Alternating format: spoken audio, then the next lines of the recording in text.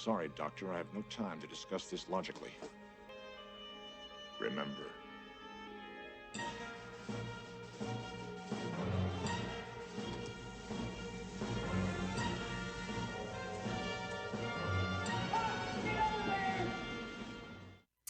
Welcome to another episode of Collect My Thoughts, a piece of the action series in which I, Eric, talk about what's important to me in and adjacent to hobby gaming and entertainment without having to deal with the mumpsimus idée fixe of Greg and Micah.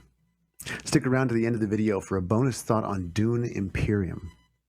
This month's topic is loving the games you own, a gentle suggestion.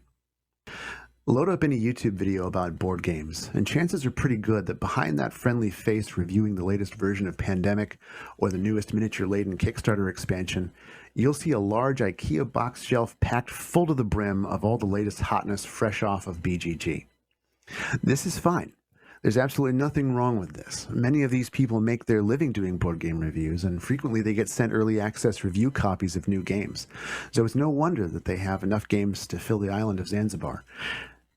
And even if that wasn't the case, I will be the last person to cast aspersions on someone who might buy one too many board games every so often. I, for one, certainly can't throw any stones.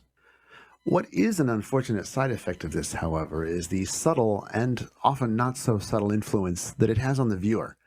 I know for myself, I wish I could own all these games, and more than a few times I admit to spending money that I didn't have in order to acquire the latest offering of a beloved designer, or back a promising Kickstarter based on a 2-minute promotional video. Maybe I'm just particularly susceptible, but I bet that many have had similar experiences. So, let me offer a small, simple suggestion, one which you may or may not find useful. Learn to love the games you own. What do I mean by that? Well, more often than not, after I've solemnly plunked down my hard-earned cash at the local chapter of the Cult of the New, 3 to 5 days later, I discover that the game I just purchased is strikingly similar to other games that I already own. Not always, but frequently enough to give me pause. And the truth is, it's rare for a board game to do something genuinely novel. Most games are somewhat iterative. Again, there's nothing wrong with that. It's not necessarily a sign of bad design. But at a certain point, you have to ask, how many different deck builders do I really need? How different is old worker placement game from new worker placement game?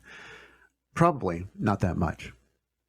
It's true, your games aren't perfect, but neither are those new ones. So why not give the games you already own some love? Hold off on buying the next big thing, at least until we've had a chance to review it for you.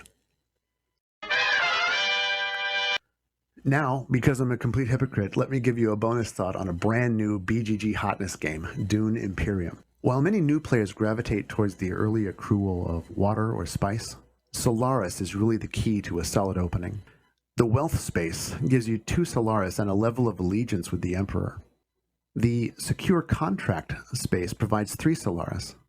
If you're fortunate enough to get both of these in round 1, you can potentially take the High Council space as early as round 2. This will allow you to curate your deck with high-quality cards earlier than your opponents. Once you've got a small but powerful deck, you're in a better position to carry out any number of strategies. For example, add in Leto's discounted green spaces, and 1 Solaris gets you the ability to draw a card and get a replacement worker with this Mentat space, cycling your deck easily to get to the more powerful cards you need for a devastating reveal phase. Well, thanks again for listening to me collect my thoughts. Until next time, take care.